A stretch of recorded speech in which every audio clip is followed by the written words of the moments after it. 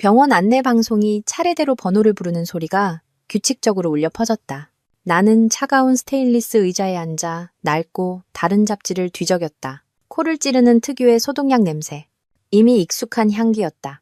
내 약혼자인 한도연이 유능한 외과 의사였기 때문이다. 나에게 병원은 무서운 곳이 아니라 도연이 밤낮으로 헌신하는 곳이자 나의 자부심이 담긴 곳이었다. 이번 회사 건강검진은 연말의 바쁜 업무 일정을 가로채며 갑작스럽게 찾아왔다. 옆에 앉은 동료 언니들은 혈액검사 결과지에 적힌 숫자들을 보며 계속해서 수군거렸다. 누군가는 콜레스테롤 수치가 높고 누군가는 간 수치가 올랐다. 나는 그저 미소만 지었다. 속으로는 아무 문제 없을 거라고 생각했다. 25의 나이에 곧 의사의 아내가 될 몸으로써 나는 항상 건강관리에 철저했다. 도연은 나를 세심하게 챙겼다. 식사부터 내가 먹는 비타민 한 알까지 모두 그의 손을 거쳤다. 137번 신채원님, 이번 초음파 검사실로 들어오세요. 간호사의 목소리가 나를 생각의 늪에서 건져냈다. 나는 검사실로 들어가 새하얀 시트가 깔린 침대에 누웠다. 초음파 의사는 피곤한 기색이 역력한 중년 남성이었다. 그는 내 배 위로 탐촉자를 미끄러뜨리며 흑백 모니터에 시선을 고정했다. 모든 것이 순식간에 지나갔다. 그가 갑자기 내 오른쪽 옆구리 부근에서 멈추기 전까지는 그는 탐촉자를 여러 번 이리저리 움직였고 미간을 찌푸렸다. 방 안의 공기는 순식간에 무겁게 가라앉았다. 끝났습니다. 나가서 결과 기다리세요. 그는 감정 없는 목소리로 말하고는 무언가를 기록하기 시작했다. 막연한 불안감이 마음속에 피어올랐지만 별일 아닐 거라며 스스로를 다독였다. 잠시 후 나는 엑스레이 촬영실로 불려갔다. 이번에 필름을 판독하는 분은 머리가 희끗희끗하고 두꺼운 안경을 쓴 나이, 지긋한 의사 선생님이었다. 그는 내 필름을 아주 꼼꼼히 살핀 뒤 방금 전에 초음파 결과지를 들고 비교하며 표정이 점점 심각해졌다. 그는 나를 쳐다봤다가 간호사들과 다른 환자들이 오가는 문 쪽을 쳐다봤다. 그리고는 나에게 가까이 오라는 손짓을 했다. 나는 다가갔고 심장이 저도 모르게 조금 더 빨리 뛰기 시작했다. 의사 선생님은 주위를 다시 한번 둘러보더니 내 귀에 바싹 다가와 속삭였다. 목소리는 작았지만 한마디 한마디가 망치처럼 내 머리를 내리치는 듯 선명했다. 오른쪽 신장이 사라졌어요. 나는 그 자리에 얼어붙었고 귀가 멍멍해졌다. 세상이 빙빙 도는 것 같았다. 나는 더듬거렸다. 선생님 농담이시죠? 그럴 리가 없잖아요? 그는 고개를 저었다. 그의 눈빛은 진지했고 연민마저 담겨 있었다. 그는 더 낮은 목소리로 말을 이었다. 3달 전, 이곳에 보관된 당신의 척추 X, 레이 필름에는 분명히 신장이 2개 다 있었어요. 빨리 경찰에 신고해요. 가족을 포함해서 아무에게도 말하지 말고.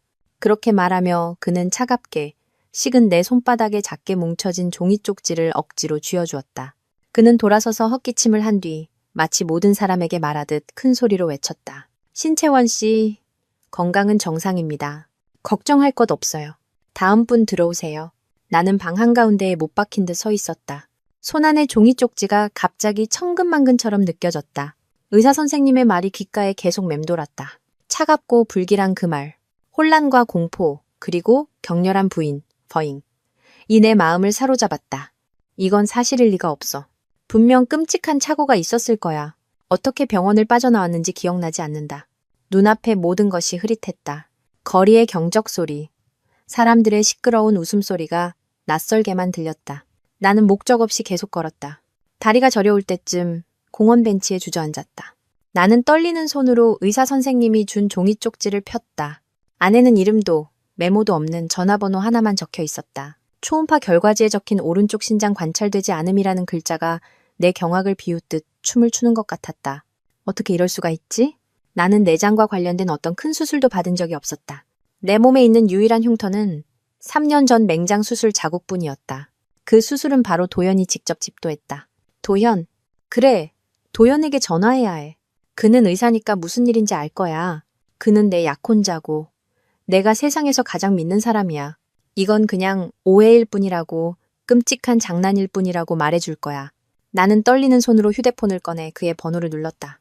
도연은 중요한 의학 세미나에 참석하기 위해 강원도에 출장 중이었다. 신호음이 2번 울리고 수화기 너머에서 그의 목소리가 들려왔다. 언제나처럼 다정하고 따뜻한 목소리였다. 여보세요, 자기야. 벌써 보고 싶었어?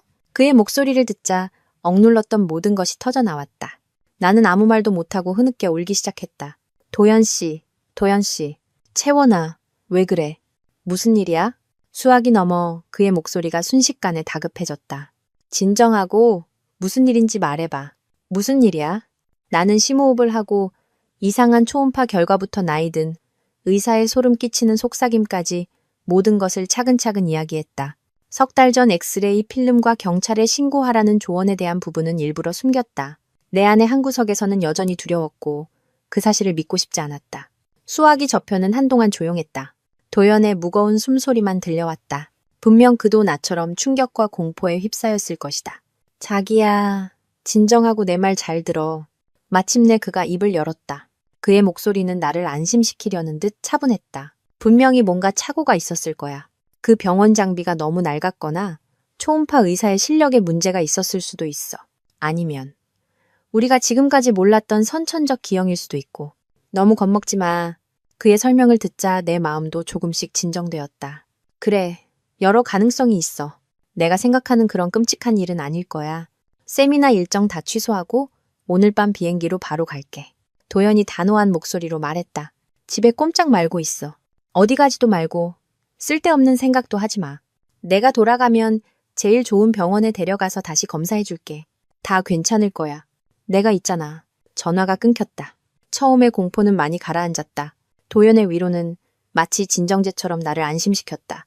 하지만 왠지 모르게 막연한 불안감은 여전히 마음속을 맴돌았다. 그의 말은 매우 합리적이고 논리적이었지만 나이든 의사의 심각한 눈빛과 등골이 오싹해지는 경고를 지워버릴 수는 없었다. 나는 소파에 웅크리고 앉아 거실의 어둠 속에 잠겼다. 불을 켤 용기가 나지 않았다. 빛이 내가 붙잡고 있는 희미한 희망마저 부숴버릴까봐 두려웠다. 괴종시계의 똑딱거리는 소리가 정적을 깨며 울렸다. 마치 내가 마주하고 싶지 않은 어떤 진실을 향해 시간을 재는 것 같았다. 현관문에서 열쇠 소리가 날 때까지 나는 그렇게 계속 앉아 있었다. 도연은 밤샘 비행으로 지친 모습으로 새벽 2시가 다 되어 집에 도착했다. 그는 어둠 속에 미동도 없이 앉아있는 나를 보자마자 달려왔다. 아무 말 없이 나를 꽉 따뜻하게 껴안았다. 그에게서 나는 익숙한 향기, 소독약 냄새와 섞인 남성적인 향수 냄새는 나를 안심시켜야 마땅했지만 오늘은 왠지 가슴을 조여왔다. 왜 혼자 여기 이러고 있어?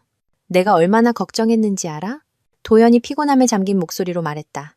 그는 노란 빛의 스탠드를 켠 뒤 내 옆에 조용히 앉아 전문가다운 진지한 표정으로 초음파 결과지를 살폈다. 그는 종이를 이리저리 뒤집어 보며 미간을 찌푸렸다. 한참을 생각에 잠긴 뒤 그는 복잡한 눈빛으로 나를 바라봤다. 채원아, 내 말 잘 들어봐. 그는 내 차가운 손을 잡았다. 이건 아마 3년 전 네가 받았던 맹장 수술 후에 생긴 드문 합병증일 가능성이 있어.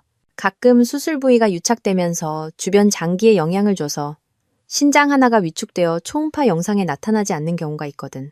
의학계에 보고된 적이 있는 사례야. 아주 드물긴 하지만 그의 설명은 전문적이고 논리적으로 들렸다. 의학 지식이 없는 내가 어떻게 반박할 수 있겠는가. 내 마음속에 한 줄기 희망이 피어올랐다. 그래, 분명 그럴 거야. 그냥 드문 합병증일 뿐이야. 그럼 이제 어떻게 해야 해? 내가 떨리는 목소리로 물었다. 걱정 마. 그가 내 손을 살며시 쥐었다. 이 일은 내가 알아서 할게. 하지만 일단 절대 소란 피우면 안 돼. 특히 경찰에 신고하는 일은 더더욱. 알겠어? 이 일이 외부에 알려지면 병원 명성에 큰 타격이 가. 내가 일하는 곳이고 네 수술을 해준 곳이기도 하잖아. 사람들은 옳고 그름을 따지려 하지 않고 그냥 의사 탓만 할 거야. 걱정 마. 내가 아는 모든 인맥을 동원해서 가장 정밀한 검사를 받게 해주고 진실을 밝혀줄게. 그의 말은 위로인 동시에 경고 같았다. 혼란스러웠던 내 마음은 그의 말을 듣고 잠시 진정되었지만 왠지 모르게 경찰에 신고하지 말라는 그의 말이 머릿속에서 섬뜩하게 울렸다. 그것은 레이실의 나이든 의사의 당부와 기묘하게 일치했다. 한 사람은 신고하라고 하고 다른 한 사람은 하지 말라고 한다. 방금 위로받았던 내 마음은 다시 의심의 혼돈 속으로 빠져들었다. 그날 밤 나는 거의 잠을 이루지 못했다. 도연이 옆에서 나를 꼭 안아주고 있었지만 나는 끝없는 냉랭한 거리감을 느꼈다. 나는 그저 눈을 뜬 채 천장을 바라보며 해결되지 않는 모순들로 머릿속이 복잡했다. 도연의 설명은 그럴듯했지만 왜 그 의사의 경고와는 정반대일까? 왜 그분은 석 달 전 내 엑스레이 필름은 정상이라고 확신했을까? 나는 도연에게 그 세부 사항에 대해 감히 묻지 못했다. 막연한 두려움이 나를 막았다. 그에게서 또 다른 완벽한 설명을 듣는 것이 두려웠고 그의 눈에서 어떤 이상한 기색을 발견하는 것도 두려웠다. 믿음과 의심 사이의 갈등이 나를 미치게 만들었다. 도연을 믿으려고 애쓸수록 심각한 눈빛을 한 나이든 의사와 손바닥에 쥐어진 뭉쳐진 종이 쪽지가 더욱 선명하게 떠올랐다. 다음 날 아침 나는 지친 몸으로 잠에서 깼다. 머릿속에는 이미 하나의 결심이 서 있었다. 가만히 앉아서 도연의 처분만 기다릴 수는 없었다. 나는 스스로 답을 찾아야 했다. 그 두 사람 중 누가 진실을 말하고 있는지 알아내야만 했다. 도연이 출근 준비를 할 때 나는 아무렇지 않은 척하며 오늘은 오랜만에 친구 집에 가서 속상한 마음을 털어놓고 싶다고 말했다. 도연은 조금도 의심하지 않고 오히려 돈을 더 쥐어주며 안전하게 택시를 타라고 당부했다. 그는 내 이마에 입을 맞췄고 그의 눈빛은 언제나처럼 다정했다. 기분 풀고 와. 모든 건 내가 알아서 할 테니까.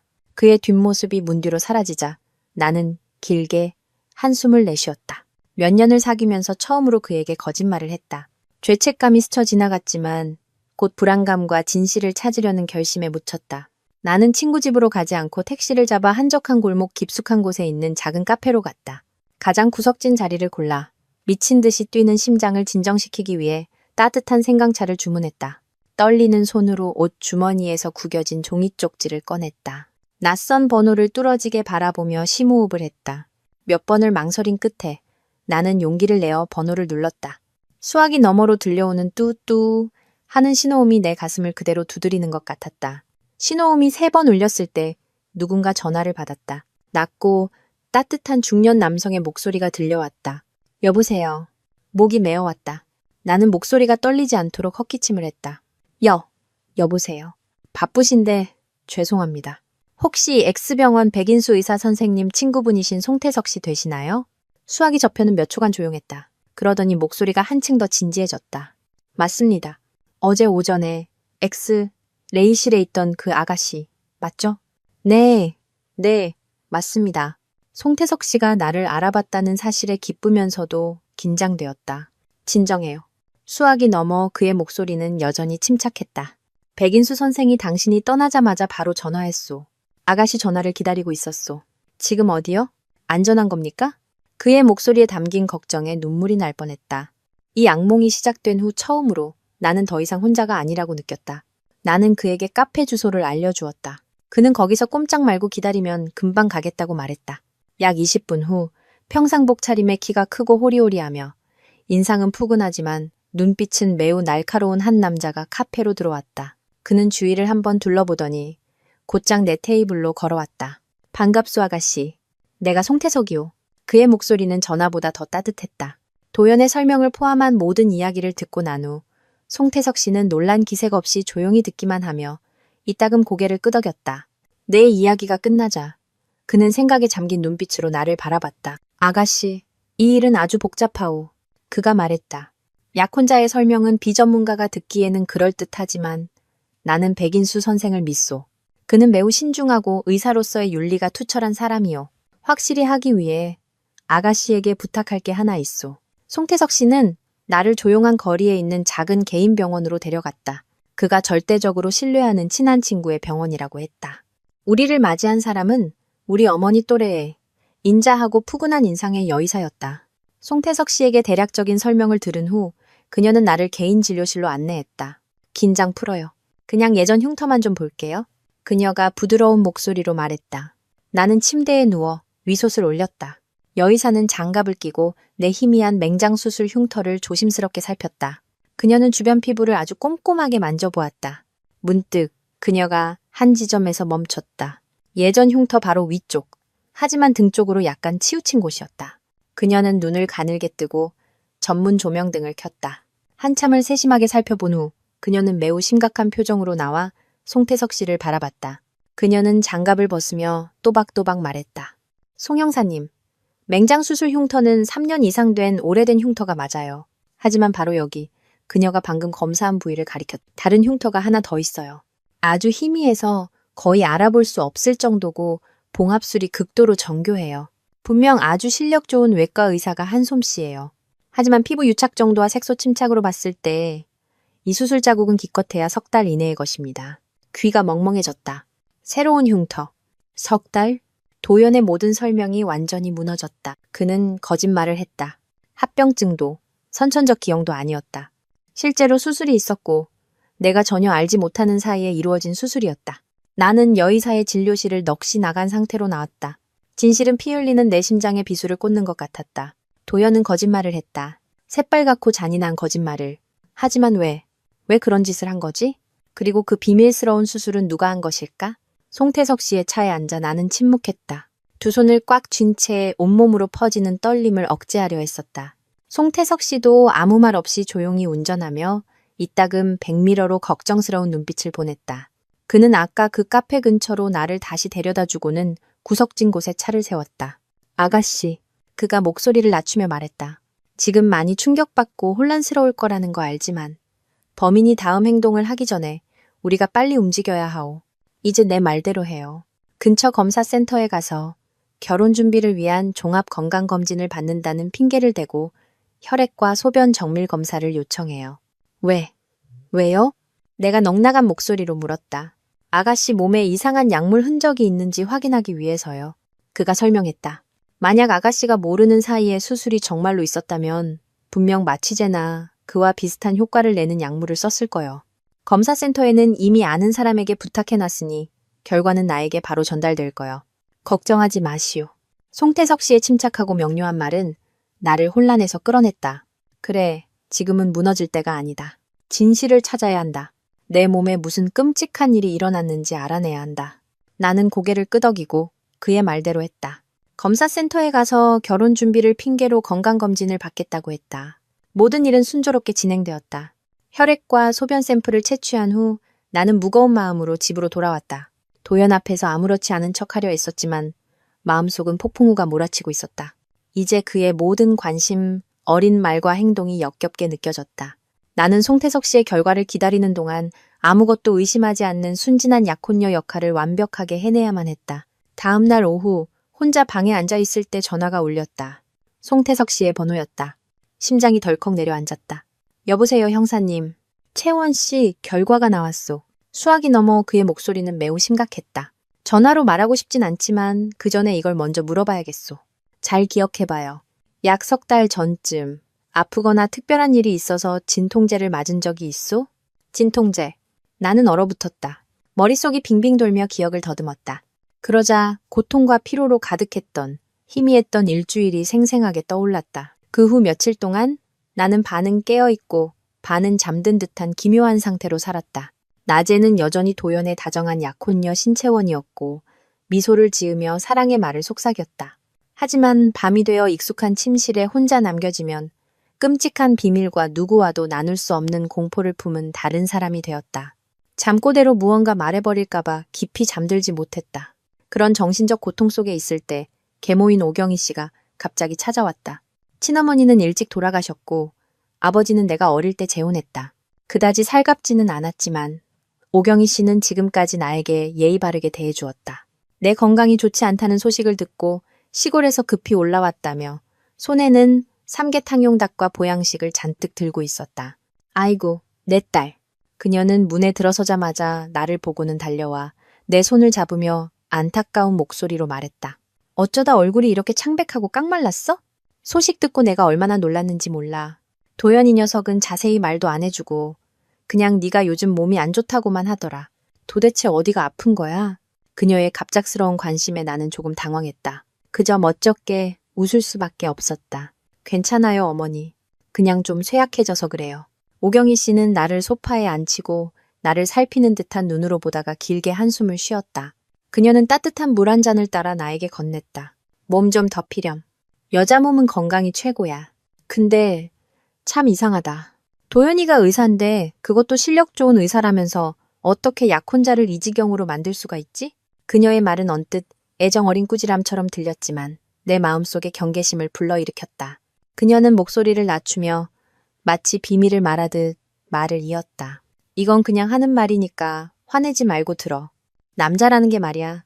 특히 도연이처럼 지위 있는 사람들은 겉으로는 다 좋아 보이지. 하지만 속은 어떤지 이불 속에 같이 누워봐야 아는 거야.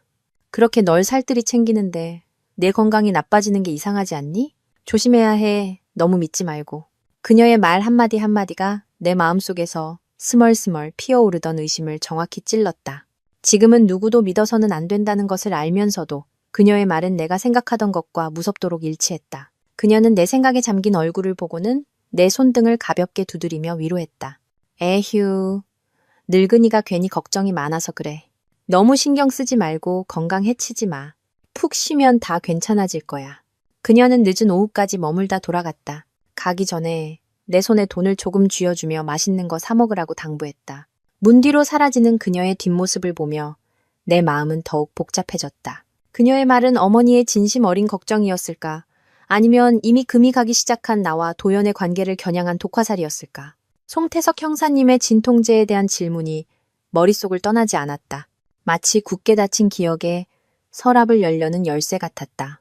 그날 밤 나는 뒤척이며 기억의 조각들을 맞추려 했었다. 그러다 희미한 이미지들 속에서 석 달 전에 기묘했던 일주일이 생생하게 떠올랐다. 그 무렵 나는 갑자기 극심한 허리 통증에 시달렸다. 통증은 오른쪽 허리에서 시작되어 온몸으로 퍼져나갔고 먹지도 자지도 못하게 만들었다. 병원에 가보려 했지만 도연이 막아섰다. 그는 내가 사무실에 너무 오래 앉아 있어서 생긴 가벼운 디스크일 뿐이라며 걱정할 것 없다고 했다. 걱정 마. 내 병은 내가 책임질게. 그는 의사다운 자신감 넘치는 목소리로 말했다. 지금 병원 가면 절차도 복잡하고 기다리느라 피곤하기만 해. 내가 직접 진통제 주사 놔줄게. 며칠이면 금방 나을 거야. 나는 그를 전적으로 믿었다.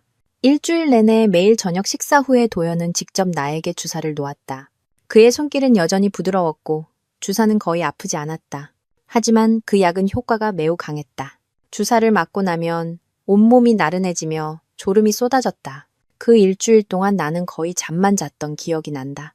꿈도 꾸지 않는 깊고 무거운 잠을 자고 다음날 정오가 되어서야 겨우 일어났다.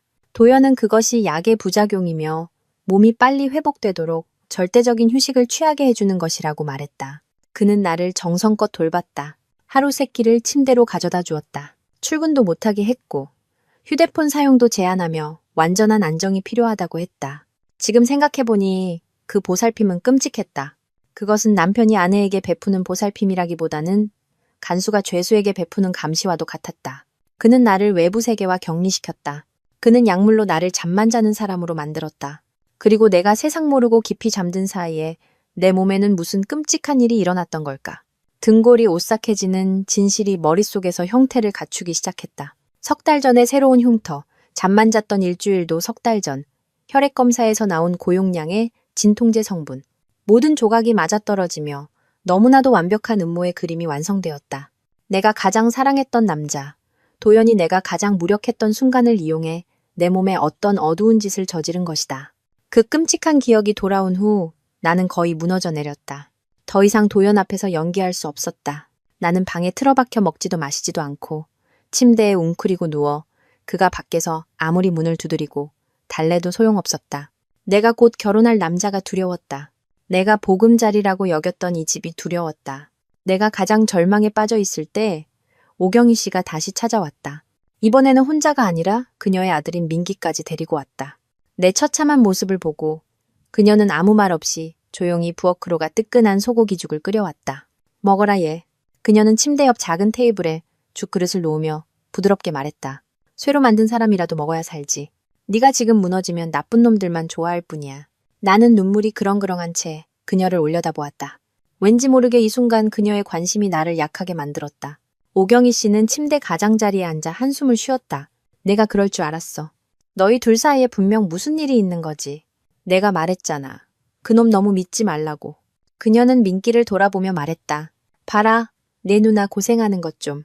의사랑 결혼해서 잘 보살핌 받을 줄 알았더니 이 꼴이 뭐니. 갓 20살이 넘은 청년.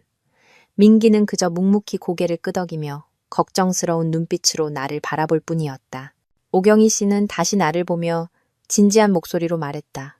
채원아, 내 말 들어봐. 지금 이 집에만 틀어박혀 있는다고 해결될 게 아니야. 건강만 해치고 아무것도 달라지지 않아. 차라리 옷 몇 벌 챙겨서 며칠만 우리 집에 와 있어. 기분 전환도 하고 몸조리도 하고 그러면서 도연이 녀석이 널 정말 걱정하는지 아니면 연기만 하는 건지 시험해 보는 거야. 그녀의 제안은 내가 허우적거릴 때 던져진 구명 튜브 같았다. 그래, 더 이상 여기 있을 수 없어. 이 무서운 금빛 세상에서 벗어나야 해. 계모의 집이 내가 원하는 곳은 아니지만 적어도 그곳에는 도연이 없었다. 내가 마음이 동하는 것을 본 그녀는 말을 이었다. 걱정 마. 우리 집에 와 있으면 내가 잘 보살펴줄게. 이 일은 일단 도연이한테는 비밀로 하고 그놈이 어떻게 반응하는지 보자. 남자란 건 말이야. 좀 시험해봐야 속마음을 알 수 있는 법이란다. 그녀의 논리는 매우 합리적으로 들렸다. 그것은 지금 나의 혼란스럽고 의심 많은 심리를 정확히 파고들었다. 나는 오경희 씨를 보고 다시 민기를 보았다. 마침내 나는 힘없이 고개를 끄덕였다. 이 결정이 옳은지 그른지는 알 수 없었다. 계모의 집으로 잠시 피신할지 최종 결정을 내리기 전에 나는 여전히 약간의 망설임이 있었다. 내 안의 한 부분은 여전히 내가 수년간 사랑했던 남자가 그렇게 잔인할 수 있다는 것을 믿고 싶지 않았다. 나는 그에게 마지막 기회를 주어야 한다고, 모든 것을 확신하거나 부정할 또 다른 증거를 찾아야 한다고 스스로에게 말했다. 그날 밤 도연은 아주 늦게 귀가했다. 병원에 갑작스러운 응급 환자가 있었다고 했다. 그는 침실로 들어왔고 몸에서는 술과 소독약 냄새가 진동했다. 그는 매우 피곤해 보였다. 나는 침대에 누워 깊이 잠든 척했다. 하지만 실제로는 그의 작은 행동 하나하나를 관찰하고 있었다. 그는 조용히 하얀 가운을 벗어 옷걸이에 걸었다. 그리고 안의 셔츠를 벗었다. 그가 셔츠를 의자 등받이에 걸쳤을 때 무언가가 내 눈에 들어와 심장이 멎는 것 같았다. 그의 옅은 파란색 셔츠 어깨 부분에 길고 살짝 곱슬거리며 노란빛을 띤 머리카락 한 올이 붙어 있었다. 내 머리는 길고 검은 생머리였다. 이 머리카락은 절대 내 것이 아니었다. 도연은 전혀 눈치채지 못하고 조용히 욕실로 들어갔다. 나는 천천히 일어나 살금살금 의자 쪽으로 다가갔다. 떨리는 손으로 그 머리카락을 집어들었다. 그것은 부드럽고 윤기가 흘렀으며 침실 등 불빛 아래에서 금빛으로 반짝였다. 순간 머릿속이 하얘졌다. 모든 것이 너무나 명확해졌다. 도연이 욕실에서 나왔을 때 내가 침대에 앉아 머리카락을 들고 있는 것을 보고 그는 잠시 멈칫했다. 그의 얼굴에 당황한 기색이 스쳤지만 곧 사라지고 짜증 섞인 표정으로 바뀌었다. 아직 안 잤어?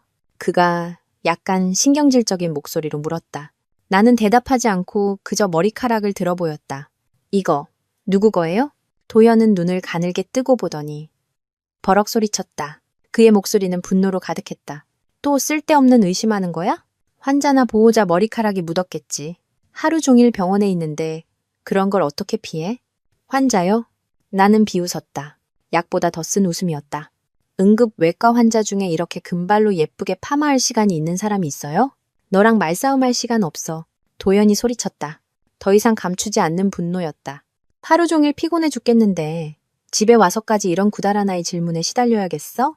너 요즘 정신적으로 문제 있는 거 아니야? 그의 말은 마지막 남은 희미한 희망의 끈을 끊어버리는 최후의 칼날 같았다. 그는 해명하거나 달래지 않고 나를 공격하고 모욕하는 방식을 택했다. 그는 분노로 거짓말을 덮으려 하고 있었다. 내 안의 마지막 망설임이 완전히 사라졌다. 결정은 내려졌다. 내일 아침. 나는 이곳을 떠날 것이다. 다음 날 아침, 도연은 아주 일찍 집을 나섰다. 나에게 한마디 말도 없이 문이 쾅 닫히는 소리만이 선전포고처럼 울려 퍼졌다. 나는 차갑게 식은 식탁에 홀로 앉아 있었다. 배고픔은 느껴지지 않았고 오직 차가운 결심만이 마음속에서 굳어지고 있었다. 금발 머리카락과 도연의 태도는 마지막 한 방울의 물이었다. 그는 병원에서 야간 당직을 섰다고 했다. 어설픈 거짓말일까? 아니면 내가 전혀 몰랐던 진실일까? 확인해봐야 했다. 나는 도연이 일하는 병원에서 인턴으로 일하는 먼 친척 동생이 생각났다. 그다지 친하지는 않았지만 아마 그 아이는 내 부탁을 거절하지 않을 것이다. 나는 발코니 구석으로 가 그 아이에게 전화를 걸었다. 신호음이 몇 번 울리고 수화기 너머로 병원의 기계음과 안내방송 소리가 섞인 작은 목소리가 들렸다. 여보세요? 누구세요? 다혜야. 나 채원 언니야. 나는 목소리가 평소처럼 들리도록 애썼다. 개인적인 일인데 뭐 좀 하나만 물어봐도 될까? 내 이름을 듣자 아이는 조금 놀란 듯 했지만 곧바로 대답했다. 네 언니. 말씀하세요. 제가 도울 수 있는 거면 도와드릴게요. 그냥 궁금해서 그러는데. 나는 심호흡을 했다. 어젯밤에 외과의 한도연 의사 선생님 당직 서셨니? 수화기 저편은 잠시 조용했다. 아이가 서류를 뒤적이는 소리가 들렸다. 심장이 쿵쾅거렸고 나는 숨을 죽인 채 대답을 기다렸다. 몇 초 후 다혜가 말했다. 아니요, 언니.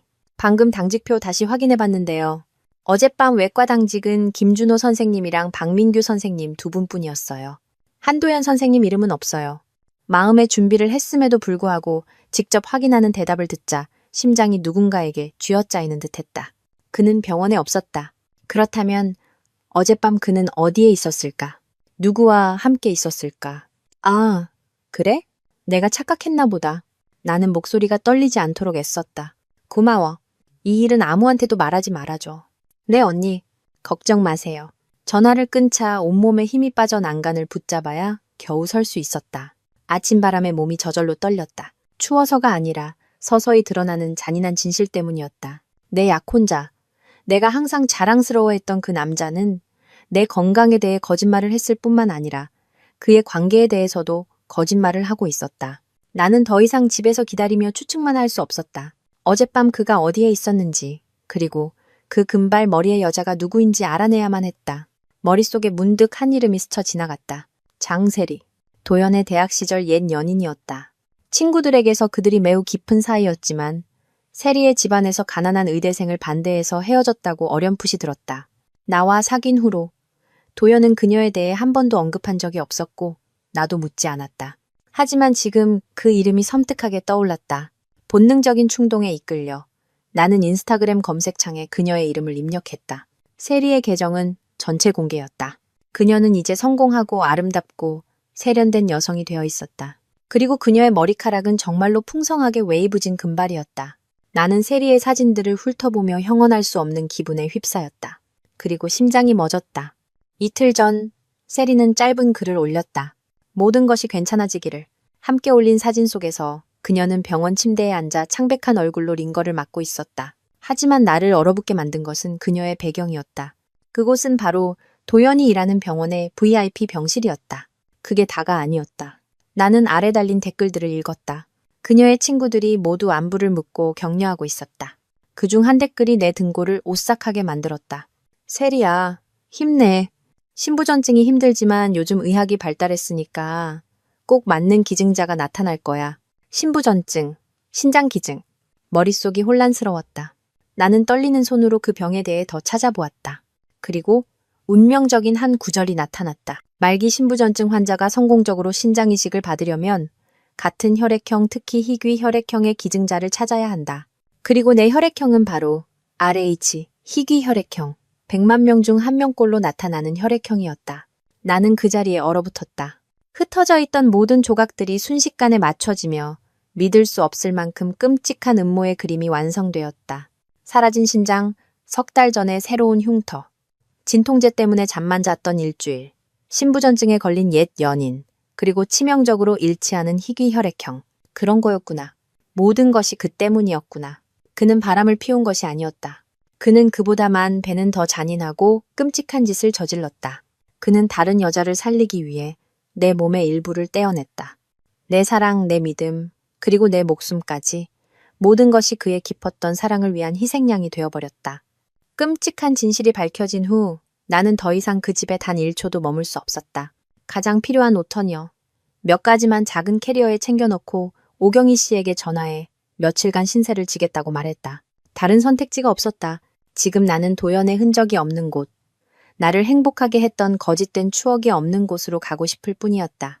아버지와 계모가 사는 집은 나와 도연의 빌라처럼 넓고 고급스럽지는 않은 오래된 아파트 단지에 있었지만 나에게 잠시나마 안전함을 느끼게 해주었다. 오경희 씨는 걱정 가득한 얼굴로 나를 맞이했다.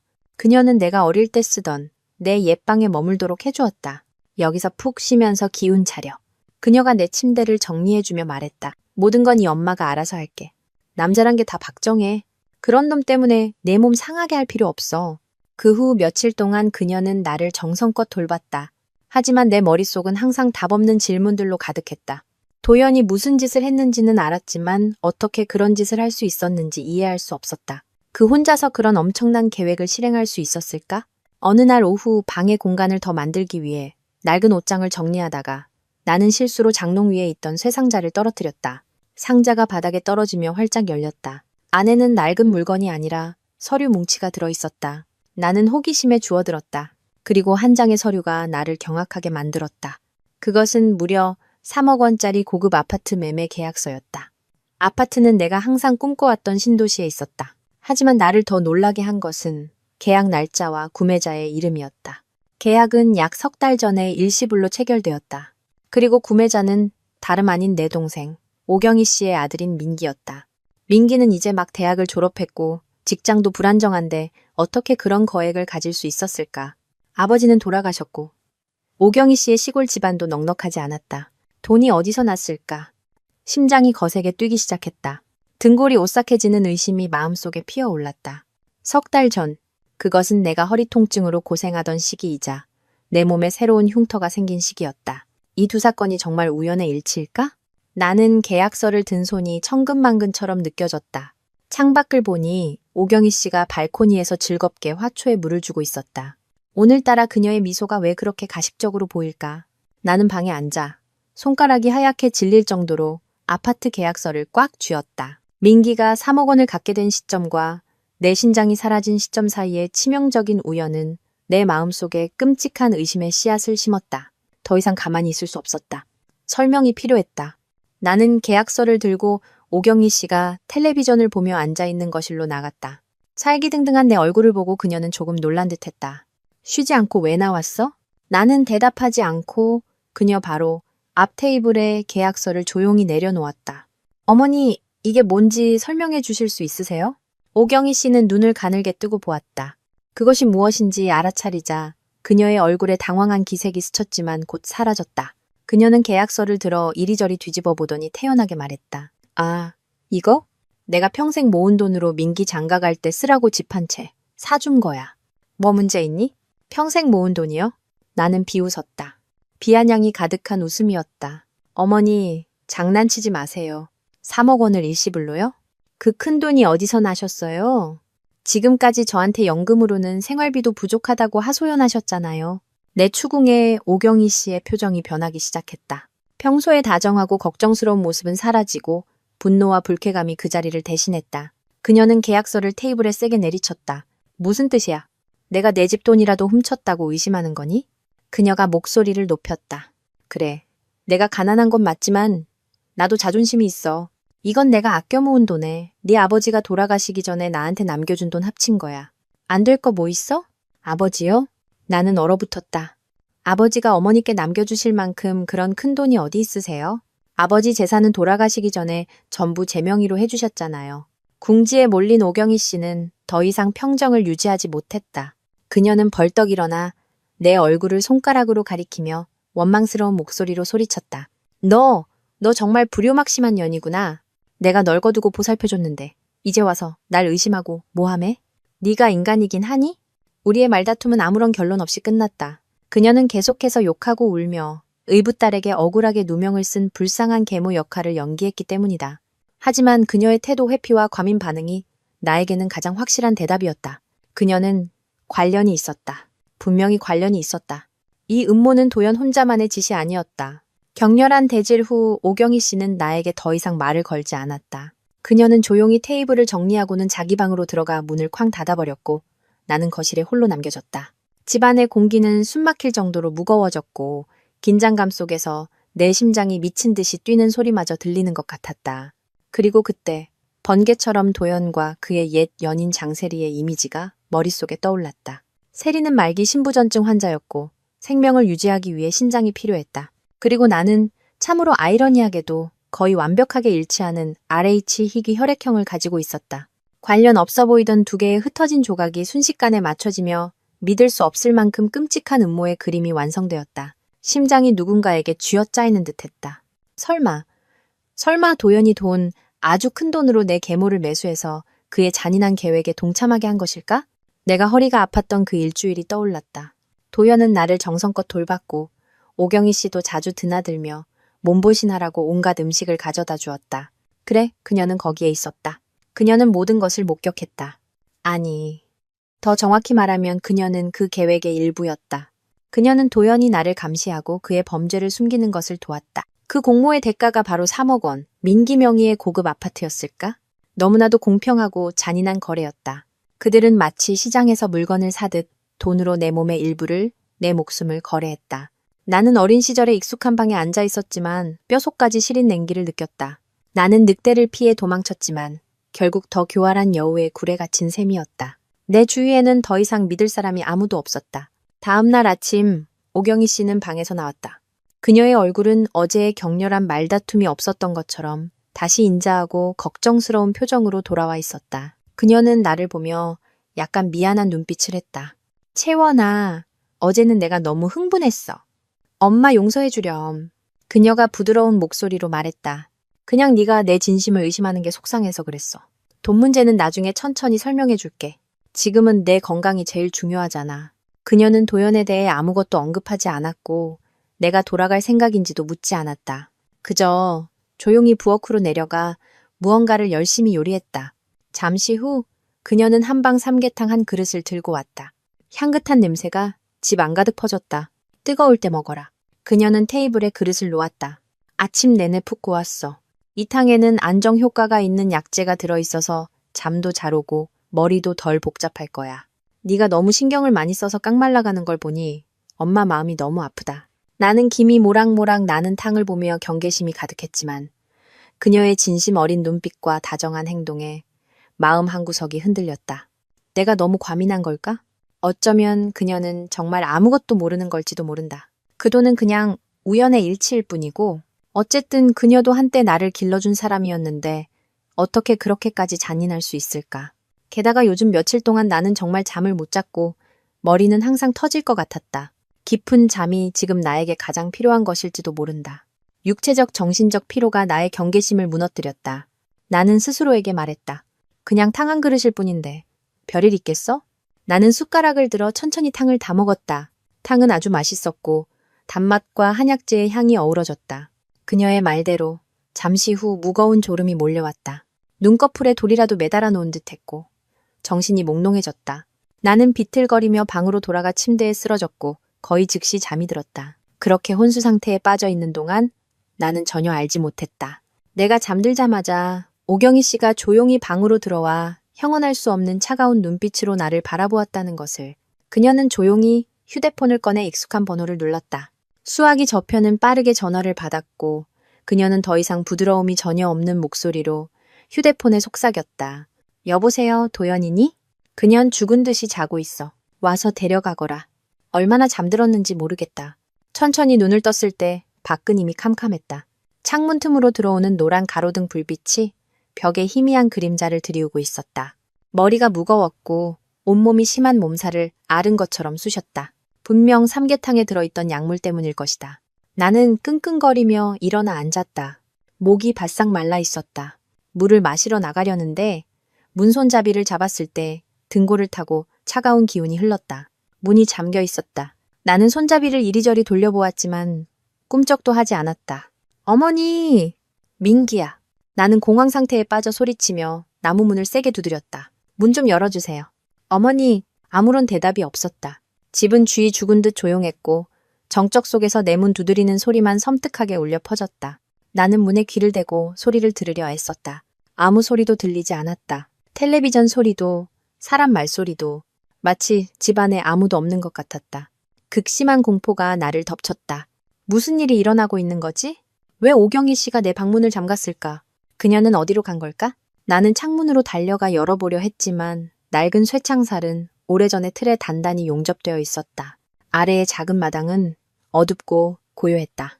나는 갇혔다. 내 방에 감금된 것이다. 온몸이 떨렸다. 삼계탕, 안정제, 깊은 잠, 그리고 잠긴 문. 모든 것이 너무나 명확해졌다. 이것은 관심이 아니라 덫이었다. 오경희 씨는 나를 속여 약을 먹여 재운 뒤 가두었다. 하지만 왜? 나는 차가운 바닥에 절망적으로 주저앉아 문의 등을 기댔다. 사냥꾼의 덫에 걸린 작은 짐승이 된 기분이었다. 공포 속에서 기다릴 뿐 빠져나갈 방법이 없었다. 머릿속은 수만 가지 답없는 질문으로 가득했다. 절망에 빠져 있을 때 현관문에서 딸깍하는 소리가 들렸다. 누군가 돌아왔다. 심장이 멎을 뻔했다. 오경희 씨일까? 아니면 다른 사람일까? 나는 재빨리 숨을 죽이고 방문에 귀를 바싹 대고 소리를 들으려 했었다. 발소리가 들리고 그리고 오경희 씨의 익숙한 목소리가 들렸다. 하지만 이번에는 그녀의 목소리에 더 이상 다정함은 없었고 걱정과 약간의 짜증이 섞여 있었다. 그녀는 누군가와 통화하고 있었다. 왜 이제야 오는 거야? 그녀가 속삭였지만 내가 듣기에는 충분히 컸다. 그년이 깨어나면 골치 아파진다고. 수화기 저편에서 무언가 말하는 소리가 들렸지만 나는 들을 수 없었다. 그러자 오경희 씨가 계속해서 말했다. 그리고 그녀의 다음 말은 나의 가장 끔찍한 악몽이 전부 사실임을 확인시켜 주었다. 도연이가 그러는데 채원이가 그 아파트 계약서 때문에 의심하기 시작했대. 나한테 돈이 어디서 났냐고 묻더라니까. 겨우 둘러대긴 했는데 계속 여기 두는 건 안 좋겠어. 그냥 계획 비대로 하는 게 어때? 걔가 다 알아버리면 정말 골치 아파져. 그래. 3억이나 받았는데 끝까지 해야지. 귀가 멍멍해졌다. 3억. 도연의 돈이었다. 그녀는 도연에게 3억 원을 받았다. 민기의 집을 사주기 위해서가 아니라 나를 팔아넘기기 위해서. 내 계모, 내가 방금 마지막 남은 작은 믿음을 걸었던 그 사람이 나를 해치려는 바로 그놈에게 나를 팔아넘겼다. 밖에서 민기의 발소리가 들렸다. 그가 막 돌아온 모양이었다. 엄마, 무슨 일인데 그렇게 긴장하고 계세요? 도연이가 곧 올 거야. 오경희 씨가 아들에게 여전히 걱정스러운 목소리로 말했다. 오늘 밤에 바로 계획을 실행해야 한대. 다 준비해놨다고 하더라. 채원이를 시골로 데려가서 한동안 병치료를 시킬 거라고. 네가 집을 갖고 장가갈 돈이 생긴 건 다 엄마랑 네 누나 덕분이야. 나중에는 분수를 좀 알아야 해. 더 이상 아무것도 들리지 않았다. 주변의 모든 소리가 사라졌다. 내 세상은 완전히 무너져 내렸다. 한 명이 아니라 가장 믿었던 두 사람, 약혼자와 계모가 함께 완벽한 연극을 꾸며 나를 속이고 내 몸의 일부와 어쩌면 내 목숨까지 빼앗으려 공모한 것이다. 나는 어둠 속에서 소리 없이 눈물만 흘렸다. 얼마 지나지 않아 초인종 소리가 울렸다. 심장이 멎을 뻔했다. 도연이었다. 그가 왔다. 나는 오경희 씨가 서둘러 문을 여는 소리를 들었다. 그녀의 목소리는 가식적일 정도로 상냥했다. 도연이 왔니? 어서 들어와. 들어와. 그 애는 어때요? 도연의 목소리가 들려왔다. 여전히 낮고 차분해서 소름 끼쳤다. 죽은 듯이 자고 있어. 오경희 씨가 약간 의기양양한 목소리로 대답했다. 네가 준 약이 정말 효과가 좋더라. 삼계탕에 조금 넣었을 뿐인데 먹고 나자마자 바로 골아떨어졌어. 지금 업고 가도 모를 거야. 좋아요. 도연이 간결하게 말했다. 그럼 바로 진행하죠. 차는 이미 준비시켰어요. 교회에 있는 농장으로 데려갈 겁니다. 거기 제 사람이 돌볼 거고 절대적으로 비밀이 보장돼요. 이웃들에게는 우울증 치료하러 시골에 내려갔다고 말하면 아무도 의심하지 않을 겁니다. 농장, 우울증 치료. 그의 말 한마디 한마디가 보이지 않는 칼날이 되어 내 심장을 찔렀다. 그는 내 몸의 일부를 빼앗으려는 것뿐만 아니라 나를 미친 사람으로 만들려고 하고 있었다. 낯선 곳에 나를 감금해서 영원히 입을 막으려는 것이다. 그럼 그건 어떻게 되는 거야? 오경희 씨의 목소리가 약간 망설이며 감출 수 없는 탐욕이 섞여 있었다. 돈 말인가요? 어머니 걱정 마세요. 도연이 가볍게 웃었다.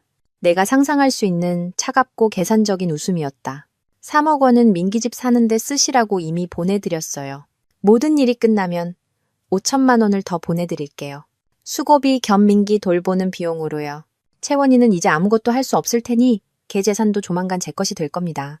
옆에서 조용히 있던 민기가 마침내 입을 열었다. 그의 목소리는 약간 불안해 보였다. 하지만 그렇게 해도 괜찮을까요? 만약 누나가 깨어나서 경찰에 신고하면 네가 뭘 걱정해? 오경희 씨가 쏘아붙였다. 걔가 깨어나면 도연이가 다시는 말 못하게 할 방법이 있겠지?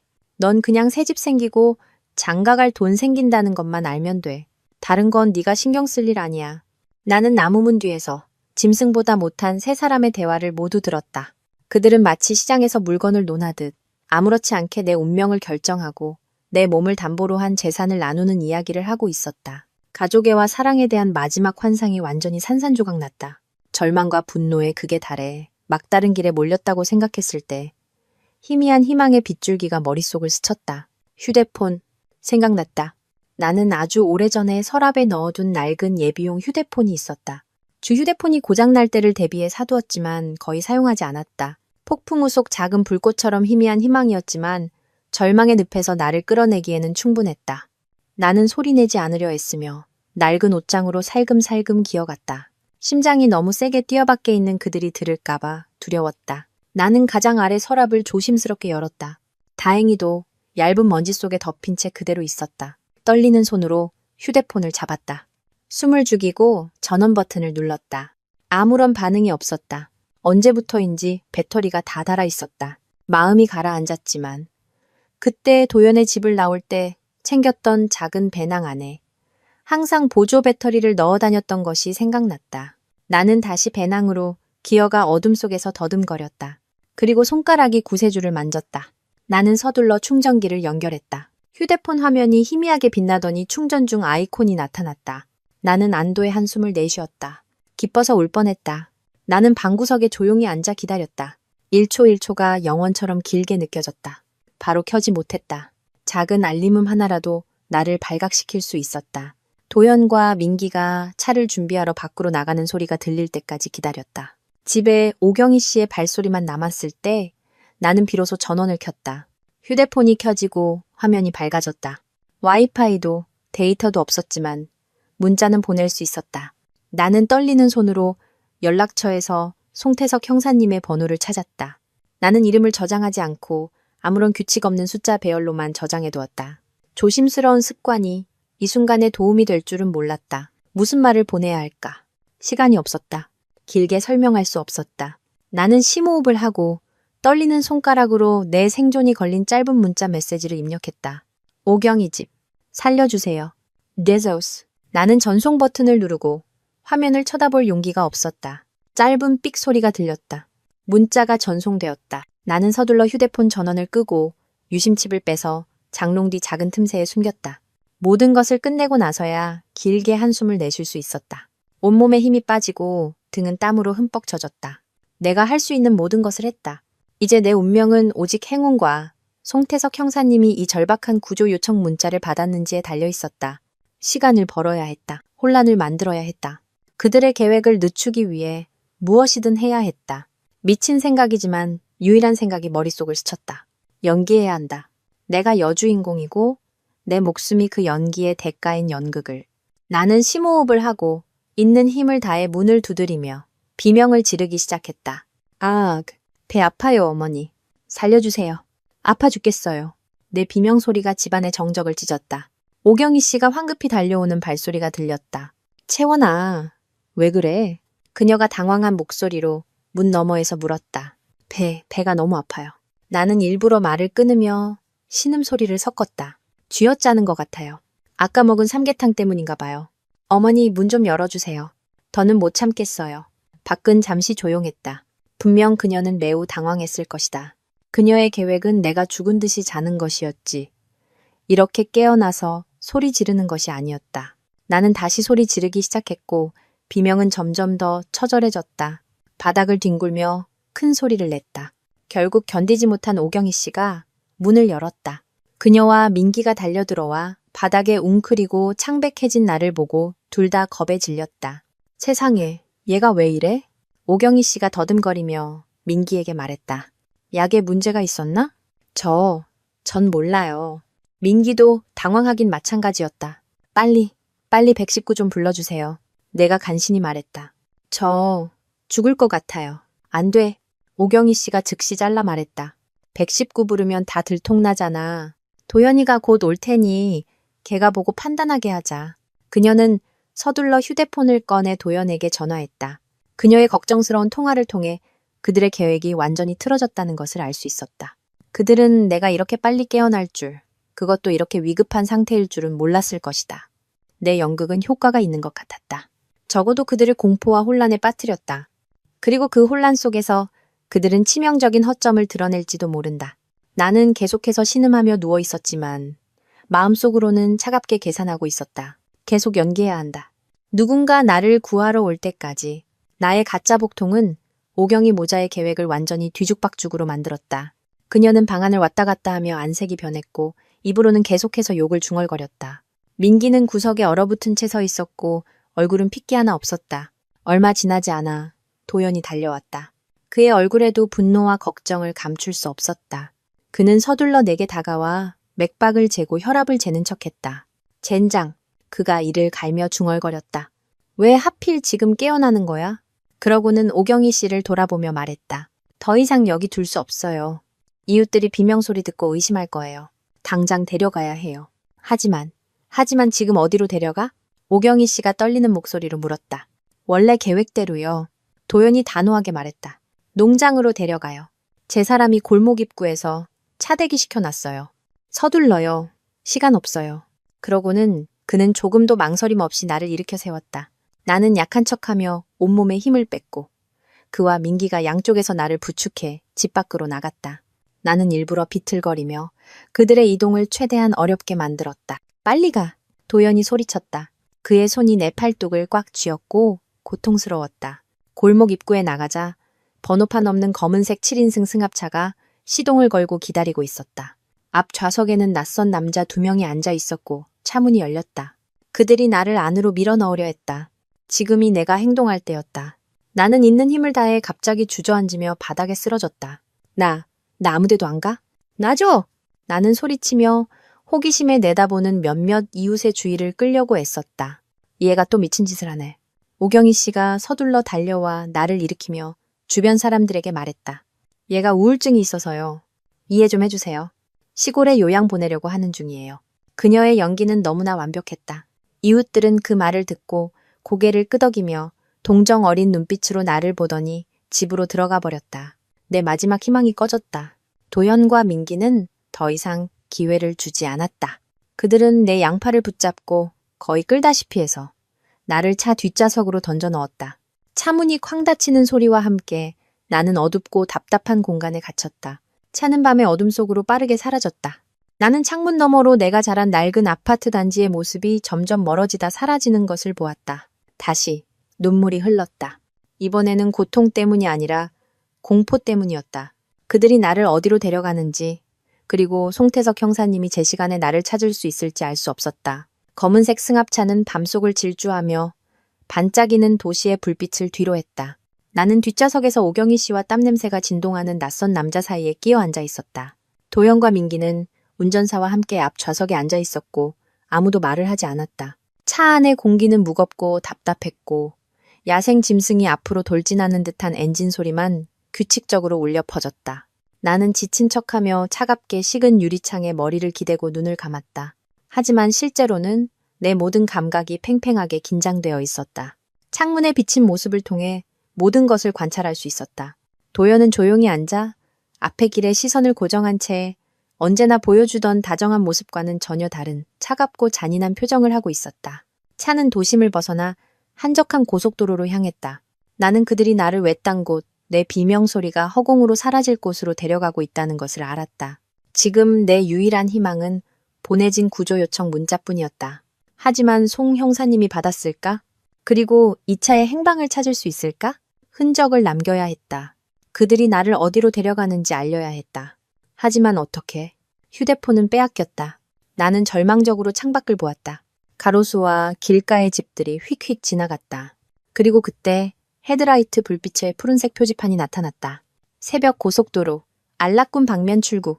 안락군. 나는 그 이름을 기억하려 했었다. 하지만 이름만으로는 부족했다. 기회가 필요했다. 그리고 그때 머릿속에 한 가지 생각이 스쳤다. 나는 신음하기 시작했고 두 손으로 배를 감싸쥐고 몸을 웅크렸다. 나 토할 것 같아요. 내가 힘없는 목소리로 간신히 말했다. 잠깐만 세워줘요. 더는 못 참겠어요. 도연이 나를 돌아보았다. 그의 눈빛은 짜증으로 가득했다. 또 무슨 수작이야? 임신했나? 옆에 앉아있던 오경희 씨가 엉뚱한 질문을 던졌다. 어머니, 무슨 말도 안 되는 소리예요. 도연이 쏘아붙였다. 멀미 때문이겠지. 그냥 참아. 거의 다 왔어. 하지만 나는 그에게 기회를 주지 않았다. 나는 몸을 앞으로 숙이며 차 안에 토할 것처럼 연기했다. 우엑, 빨리 내려줘요. 상황이 진짜 같아 보이자 운전사도 불쾌한 표정을 지었다. 세워줘요, 형님. 제 차에 토하면 냄새 장난 아니에요. 결국 어쩔 수 없이 도연은 차를 갓길에 세우라고 신호했다. 그곳은 양옆이 어두운 들판인 한적한 길이었다. 차 문이 열리자마자 나는 밖으로 뛰쳐나가 풀밭 옆으로 달려가 헛구역질을 하기 시작했다. 오경희 씨와 민기가 서둘러 뒤따라왔다. 바로 그때가 기회였다. 그들이 신경 쓰지 않는 틈을 타 나는 재빨리 왼쪽 귀걸이를 뺐다. 아버지가 선물해 주신 작은 은색 매화꽃 모양의 귀걸이였다. 그리고는 길가의 이정표 옆 풀숲에 몰래 던졌다. 그것이 나의 마지막 신호였다. 희미하지만 내 생존의 모든 희망이 담긴 신호였다. 내가 헛구역질을 끝내자 그들은 다시 나를 차에 태웠다. 밤의 여정은 계속되었다. 나는 더 이상 수작을 부리지 않고 조용히 앉아 마음속으로 기도했다. 그 귀걸이를 누군가 발견할 수 있을까? 그것이 송 형사님에게 길을 알려주기에 충분할까? 알 수 없었다. 내가 할 수 있는 모든 것을 했다는 것만 알았다. 차는 1시간 정도 더 달리다가 울퉁불퉁한 작은 흙길로 접어들었다. 앞에는 불빛이 희미한 낡고 버려진 요금소가 있었다. 아마도 도연이 말한 그 농장으로 가는 지름길인 듯했다. 차가 요금소를 지나기 위해 속도를 줄일 때 예기치 않은 일이 일어났다. 요금소 뒤편에서 갑자기 큰 트럭 한 대가 튀어나와 길을 가로막았다. 동시에 양쪽 갓길에 있던 다른 승용차 2대도 동시에 헤드라이트를 환하게 켜며 우리 차의 앞을 막아섰다. 운전사는 깜짝 놀라 끼익하는 소리를 내며 급브레이크를 밟았다. 도연, 민기, 오경희 씨 모두 무슨 일이 일어났는지 이해하지 못한 채 얼어붙었다. 그리고 그 차들에서 평상복을 입은 많은 사람들이 전기 충격기를 손에 들고 내려 순식간에 우리 차를 포위했다. 확성기를 통해 단호하고 또렷한 목소리가 울려 퍼졌다. 차 안에 있는 사람들, 움직이지 마라. 경찰이다. 손머리 위로 올려. 심장이 터질 것 같았다. 송 형사님이었다. 그가 왔다. 그가 나를 찾았다. 도현, 오경희 씨, 그리고 나머지 일당들은 모두 핏기 없는 얼굴로 얼어붙었다. 그들은 반응할 틈도, 도망갈 길도 없었다. 차문이 거칠게 열리고 한 명씩 밖으로 끌려 나와 제압당하고 수갑이 채워졌다. 내 차례가 되었을 때 한 여경이 부드럽게 나를 차에서 부축해 따뜻한 외투를 덮어주었다. 나는 저기 서 있는 송 형사님을 보았다. 그의 얼굴은 엄격했지만 나를 보는 눈빛은 안도로 가득했다. 이제 안전하오, 아가씨. 그가 낮고 따뜻한 목소리로 말했다. 나는 더 이상 참을 수 없었다. 울음이 터져 나왔다. 공포와 분노, 그리고 죽음의 문턱에서 살아 돌아온 행복의 눈물이었다. 나는 2명의 경찰에게 끌려가는 도연을 보았다. 그는 나를 돌아보았다. 그의 눈에는 더 이상 다정함도 분노도 없었고 오직 실패와 절망만이 남아있었다. 오경희 씨와 민기도 차가운 수갑 속에서 고개를 숙인 채 떨고 있는 것을 보았다. 나는 안전하게 경찰서로 이송되었지만 정신적으로는 완전히 무너진 상태였다. 한 여경이 따뜻한 생강차를 건네주며 옆에 앉아 조용히 위로해 주었다. 송 형사님은 진정될 때까지 쉬고 나중에 조사를 받으라고 했다. 다른 취조실에서는 경찰과 도연의 대결이 시작되었다. 지식인이고 사회적 지위가 있으며 심리학에 능통한 그는 처음에는 매우 침착하고 완강하게 버텼다. 그는 모든 혐의를 부인하며 아내가 우울증으로 집을 나가 가족이 시골로 요양을 보내려 했다는 이야기를 고수했다. 저는 아무 잘못도 하지 않았습니다. 그가 차분한 목소리로 말했다. 저는 그녀의 약혼자입니다. 그녀를 돌볼 권리와 책임이 있습니다. 그녀가 가족을 의심하는 망상 증세를 보이는 것이 바로 우울증의 증상입니다. 저를 이렇게 체포하는 것은 불법입니다. 하지만 송 형사님과 그의 동료들은 쉽게 속아 넘어가는 사람들이 아니었다. 그들은 도연이 연극을 끝낼 때까지 조용히 기다렸다. 그가 말을 마치자 송 형사님은 조용히 서류 뭉치를 테이블 위에 올려놓았다. 한도연 씨, 부인이 아프다고 했죠. 그럼 이 혈액 검사 결과에 대해 설명해 보시죠. 송 형사님이 서류 한 장을 가리켰다. 신채원 씨 혈액에서 고용량의 수면유도 진통제 성분이 검출되었습니다. 이 약은 병원에서만 사용되고 특별히 관리되는 약물인데 어디서 구했습니까? 도연의 얼굴이 순간 굳었지만 그는 여전히 버텼다. 저는 의사입니다. 약을 구할 수 있었죠. 그냥 그녀가 푹 자게 해주고 싶었을 뿐입니다. 그래요? 송 형사님은 다음 장을 넘겼다. 그럼 신채원 씨 몸에 있는 약 3달 전에 생긴 새로운 수술 흉터는 어떻습니까? 아주 실력 좋은 의사가 한 솜씨던데 그것도 그녀의 우울증을 치료하기 위한 것이었습니까? 이때부터 도연은 공황 상태에 빠지기 시작했다. 그는 경찰이 그런 증거까지 찾아냈을 줄은 몰랐다. 하지만 그는 여전히 포기하지 않았다. 그건 제가 알지 못했던 의료 과실일 수 있습니다. 저는 무죄입니다. 도연이 계속 완강하게 버티자 송 형사님은 부하에게 신호를 보냈다. 취조실 문이 열리고 내가 안으로 들어갔다. 나는 진정된 상태였다. 내 눈은 도연을 똑바로 아무런 감정 없이 차갑게 바라보았다. 멀쩡하고 안전한 내가 증오의 찬눈으로 자신을 마주하자 도연이 애써 쌓아올린 평정심이 완전히 무너졌다. 채원아, 괜찮아? 그는 여전히 걱정하는 남편 역할을 연기하며 무심코 말했다. 이 사람들은 누구야? 왜 날 잡아가? 나는 비웃었다. 약보다 더 쓴 웃음이었다. 한도연 씨, 이제 그만 연기해요. 당신의 연극은 끝났어요. 경찰서에서의 삼자 대면은 오래가지 않았다. 그들의 음모에서 가장 약한 고리가 빠르게 무너졌기 때문이다. 분리 신문을 받자마자 가장 먼저 무너진 사람은 민기였다. 엄격한 얼굴의 형사들 앞에서 불법 감금 공범죄에 대한 형량을 듣자 세상 물정 모르는 젊은 청년은 겁에 질려 모든 것을 털어놓았다. 그는 더듬거리며 어머니가 도연에게 돈을 받은 이야기, 아파트를 산 이야기, 그리고 나를 시골로 데려가려던 밤의 계획까지 모두 실토했다. 그는 울면서 자신은 나를 해칠 생각이 없었고 모든 것은 어머니와 도연이 꾸민 일이라고 말했다. 경찰이 민기가 모든 것을 자백했다고 알리자 억울한 피해자 연기를 하던 오경희 씨는 완전히 무너져 내렸다. 그녀는 통곡하며 눈물로 호소하기 시작했다.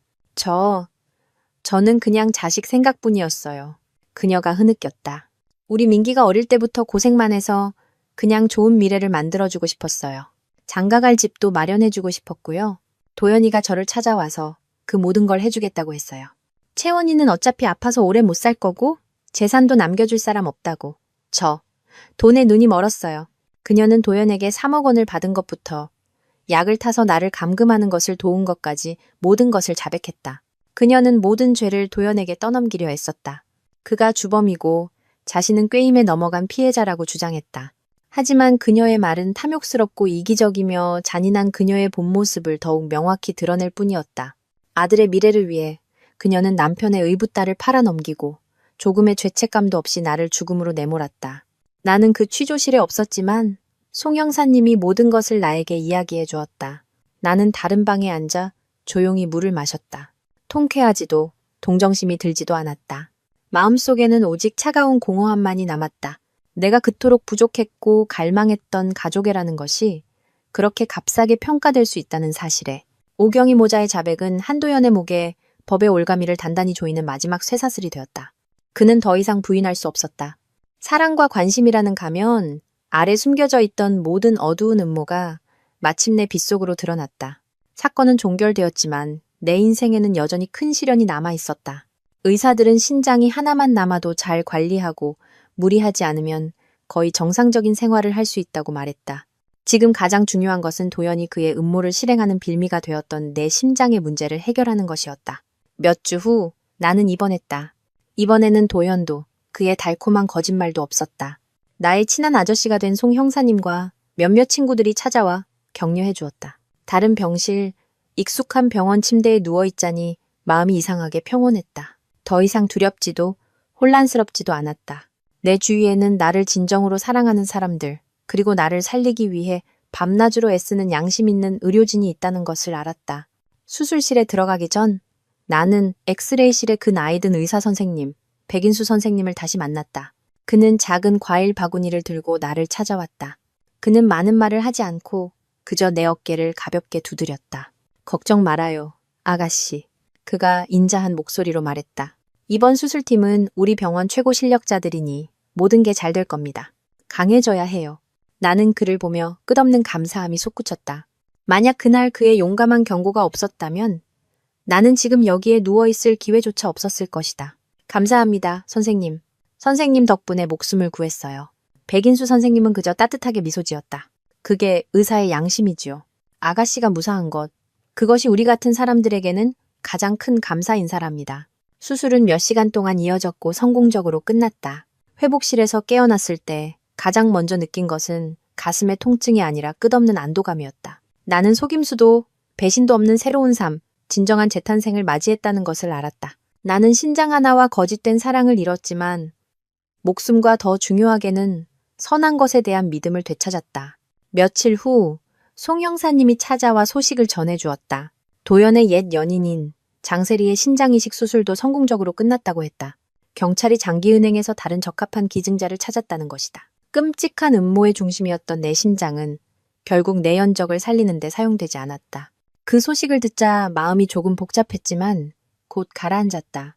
그녀의 죄 유무는 법이 판단할 것이고 나는 내 인생을 잘 사는 것만으로 충분했다. 6개월 후 한도연과 공범들에 대한 공개 재판이 열렸다. 쌀쌀한 늦가을이었다. 나는 피해자 자격으로 법정에 출석했다. 건강은 거의 완전히 회복되었다. 가슴에 긴 흉터가 이따금씩 욱신거리며 내가 겪었던 악몽을 상기시켰지만 그것은 또한 나의 강인한 재탄생의 증거이기도 했다. 나는 피고인석에서 도연을 다시 만났다. 그는 10년은 늙어 보였고 초라했다. 헐렁한 수위가 그의 큰 체격과 위풍당당함을 삼켜버렸다. 그의 눈은 푹 꺼져 있었고 예전의 자신감 넘치던 모습은 온데간데 없었다. 우리 눈이 마주치자 그는 감히 나를 똑바로 쳐다보지 못하고 고개를 숙였다. 그의 옆에는 오경희 씨와 민기가 있었다. 그녀는 처음부터 끝까지 울고 있었고 민기는 그저 고개를 숙인 채 온몸을 떨고 서 있었다. 그들을 보니 더 이상 증오심이 들지 않았고 그저 측은한 마음뿐이었다. 탐욕이 평범한 사람들을 법의 심판과 양심의 가책을 받아야 하는 죄인으로 만들었다. 재판은 반박할 수 없는 증거들로 진행되었다. 나의 증언, 송 형사님과 백인수 선생님의 증언, 그리고 특히 오경희 모자의 자백이 도연의 모든 음모를 폭로했다. 그는 더 이상 부인하지 않고 모든 것을 묵묵히 인정했다.